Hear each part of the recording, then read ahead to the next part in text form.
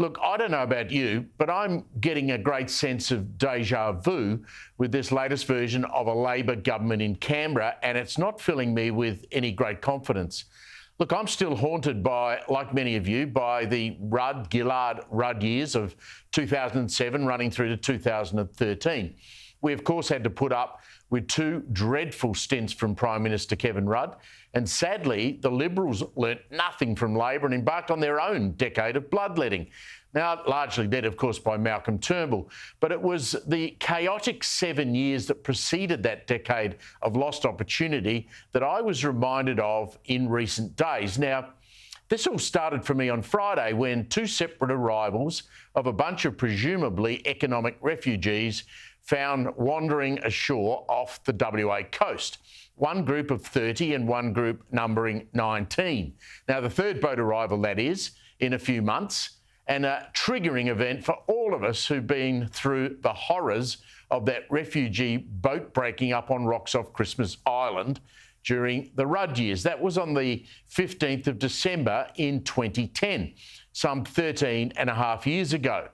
Broad daylight, it was labelled SIEV 221, had 89 asylum seekers on board, men, women, children, refugees from Iran and from Iraq. Australia watched in horror as the locals on Christmas Island tried to rescue those people from wild surf. Ultimately, and this is horrifying, 50 of them died, including 15 little children. Now, Kevin Rudd and his mates during his first term in office had rolled back John Howard's offshore processing, sending illegal boat people to Nauru and Manus Island. They labelled it cynical, costly and unsuccessful. In 2008, now that resulted in a flood of people smugglers and their cargo of desperate illegals, thousands of people.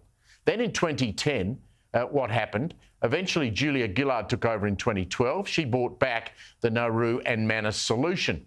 But it's not just border protection that triggers my memory with comparison of what's happening today. Remember Kevin Rudd's deadly pink bats scheme after the global financial meltdown? That killed 4 people. The climate tax wars that we had, threats to older Australians with tax threats on real estate, broken promises all over the place. Now, despite the current Prime Minister's best efforts to try and make us forget the disastrous, for him, voice referendum and its result, and his stage 3 broken tax promises with distractions like new ships for the Navy announced today, I feel like it's 2010 and 2012 all over again.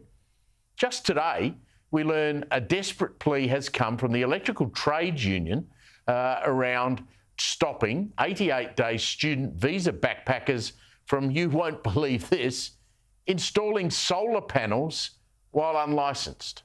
Yes, it's a union protecting their jobs, but it smells to me like the pink bat scheme all over again. Then you have the out-of-control NDIS scheme with desperate parents signing their children up in their hundreds before it changes to prevent rorting the system over ADHD diagnoses. Then you have an out-of-control Energy Minister, Chris Bowen, attacking utes and SUVs and planning to carpet bomb regional Australia with wind turbines, solar panels and thousands of kilometres of new power lines rammed through farmers' private land. Now, I may be exaggerating. I hope I'm not, but it sure feels like I'm back in 2010. Cash for clunkers, remember that? School playground shades that no one wanted, dumps of pink bats and daily boat arrivals. I actually hope I'm wrong, but I doubt I am.